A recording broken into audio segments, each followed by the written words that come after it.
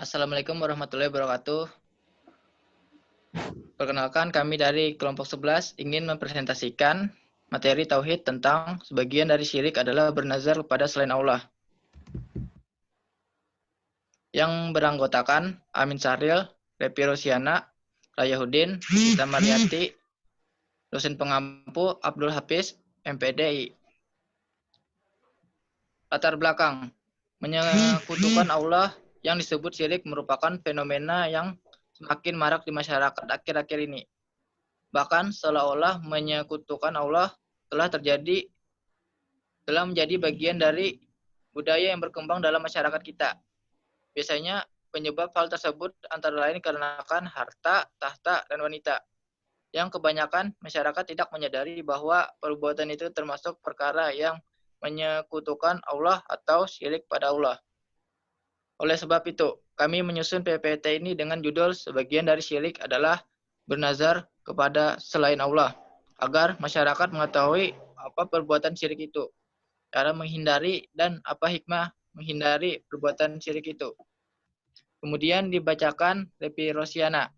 Kepada Repi Rosiana dipersilahkan.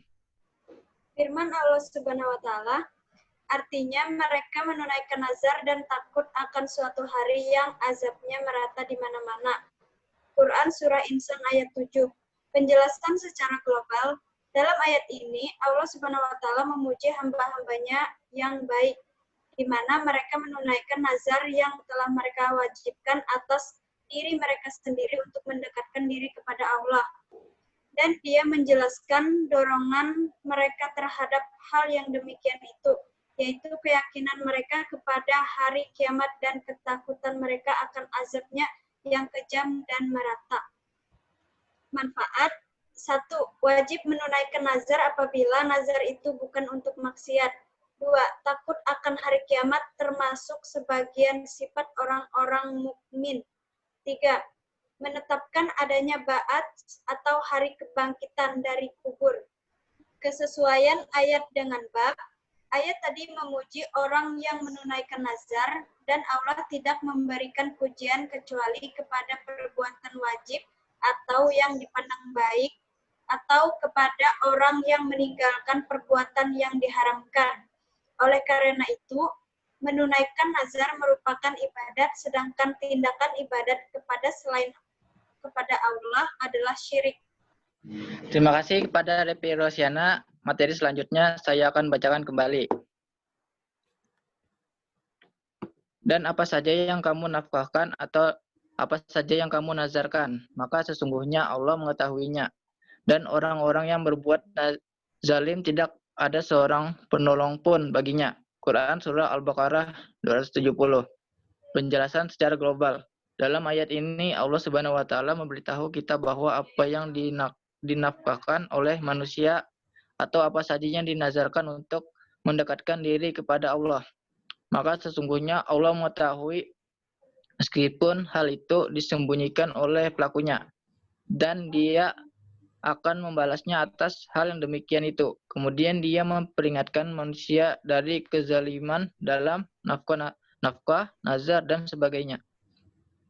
Dan Dia memberitahu mereka bahwa mereka tidak akan mendapatkan seorang pun penolong yang dapat menolong, dan tidak akan mendapatkan seorang menolong dan membela mereka apabila Allah menimpakan azab pada mereka. Manfaat 1. Menjelaskan kejembaran ilmu Allah. Ilmunya meliputi segala sesuatu. Yang kedua, nazar merupakan perbuatan. 3. Diharamkan kezaliman dengan segala jenisnya. Kesesuaian ayat dengan bab. Ayat tadi menunjukkan bahwa Allah Subhanahu wa Ta'ala mengetahui nazar. Karena itu Dia akan membalasnya. Oleh karena itu, menunaikan nazar merupakan perbuatan ibadah.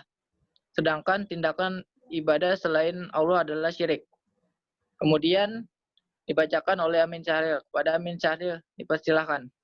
Hadis Nabi SAW yang artinya dalam hadis sahih dari Aisyah RA Rasulullah SAW bersabda, barang siapa yang bernazar untuk taat kepada Allah, maka hendaklah dia taat kepadanya, dan barang siapa yang bernazar untuk mendurhakainya Allah, maka janganlah dia durhaka kepadanya.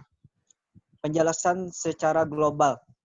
Aisyah RA memberitahu kita bahwa Nabi SAW menyuruh kita supaya menunaikan nazar apabila nazar itu untuk taat kepada Allah dan melarang menunaikannya apabila untuk maksiat kepada Allah. Manfaat. 1. Wajib menunaikan nazar apabila nazar itu untuk taat kepada Allah. 2. Diharamkan menunaikan nazar apabila nazar itu untuk maksiat kepada Allah, tetapi dilakukan kifarat dengan kifarat sumpah. Kesesuaian hadis dengan bab. Hadis tadi menunjukkan kewajiban menunaikan nazar apabila nazar itu untuk taat kepada Allah. Oleh karena itu, menunaikan nazar merupakan ibadat, sedangkan tindakan ibadat untuk selain Allah adalah syirik. Dan Tabrani meriwayatkan melalui senadnya bahwasanya pada masa Nabi SAW adalah seorang munafik yang menyakiti orang-orang mukmin. Lalu sebagian mereka yang termasuk orang munafik itu berkata, "Mari kita memohon pertolongan kepada Rasulullah SAW." Maka Nabi SAW bersabda bahwasanya aku tidak boleh diminta pertolongan dan hanya Allah lah yang diminta pertolongan. Penjelasan secara global. Perawi hadis ini memberitahu kita bahwa seorang laki dari golongan orang munafik pernah menyakiti para sahabat ketika mereka pergi untuk mohon pertolongan kepada Nabi SAW dan mohon beliau agar mencegah bahayanya yang menyakiti itu. Padahal Nabi SAW mampu untuk berbuat semacam ini, beliau melarang mereka mohon pertolongan kepadanya. Hal yang demikian itu untuk memberi petunjuk kepada mereka supaya beradab dengan baik kepada Allah SAW, menutup wasilah dan menjaga aspek tauhid.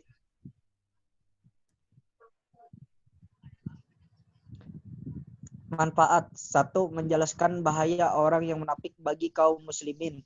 2. Diharamkan mohon pertolongan kepada selain Allah karena tidak ada yang berkuasa atasnya kecuali Allah. Kesesuaian hadis dengan bab tauhid. Hadis tadi menunjukkan haramnya mohon pertolongan kepada selain Allah karena tidak ada yang berkuasa atasnya kecuali Allah. Oleh karena itu, mohon pertolongan kepada Allah adalah ibadah, sedangkan mohon pertolongan kepada selain Allah adalah syirik. Catatan. Perpaduan antara hadis ini dan firman Allah Subhanahu wa ta'ala ialah bahwa ayat itu memberi pengertian tentang bolehnya mohon pertolongan kepada makhluk apabila ia mampu melakukannya, dan hadis tersebut tidak mengharamkan hal yang demikian itu. Akan tetapi Rasulullah SAW melarang mereka untuk beribadah kepadanya dengan baik. Pernyataan hadis itu tidak mutlak mengandung hak dan batil. Terima kasih Amin Saril. Kemudian akan dilanjutkan oleh Rita Mariati. Kepada Rita Mariati, dipersilahkan. Dari Kaulah binti Hakim berkata, aku pernah dengar Rasulullah SAW bersabda, barang siapa yang singgah pada suatu tempat lalu ia maka ia tidak akan terkena bahaya yang memudaratkan saat ia pindah dari tempat itu. Riwayat Muslim. Penjelasan global. Kaulah binti Hakim RA mengabarkan kepada kita membuat sunnah tentang isti'adzah ini bagi kaum muslimin, bagi pengganti dari beristi'adzah kepada jin dan makhluk lainnya.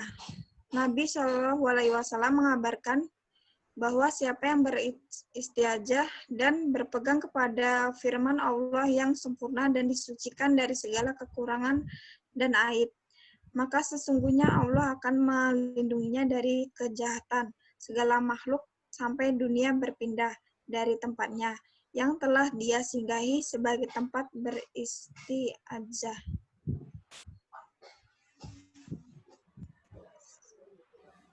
Manfaat. 1. Menjelaskan keberkahan doa ini. 2. Sesungguhnya Al-Quran diturunkan bukan makhluk. 3. Sesungguhnya beristiazah hanya kepada Allah atau kepada salah satu sifatnya. 4.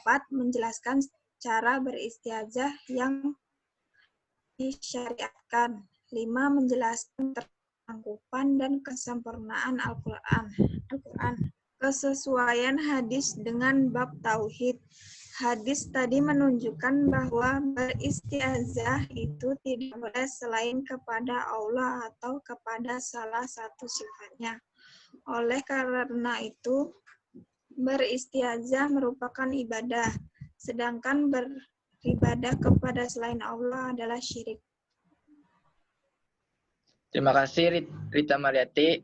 Jadi kesimpulannya, syirik yaitu kepercayaan terhadap suatu benda yang mempunyai kekuatan tertentu atau juga mempercayai hal-hal selain Allah Subhanahu wa taala. Orang yang mempercayai hal tersebut dinamakan musyrik. Sedangkan orang musyrik itu adalah orang yang mempersekutukan. Pengertian musyrik menurut istilah yaitu orang yang menyembah dan mengakui adanya Tuhan selain Allah atau menyamakan sesuatu dengan Allah, baik zat, sifat, ataupun perbuatannya. Sikap syirik dapat merusak, bahkan dapat menggugurkan akidah Islam. Oleh karena itu, kita harus berhenti, jangan sampai gerak hati, ucapan dan perbuatan kita terbawa ke dalam kemusyrikan. Sebab ada syirik kecil dan syirik besar. Syirik kecil dapat berubah menjadi syirik besar. Sekian dari materi kelompok 11. Bila ada kata-kata yang salah, mohon dimaafkan. Wassalamualaikum warahmatullahi wabarakatuh.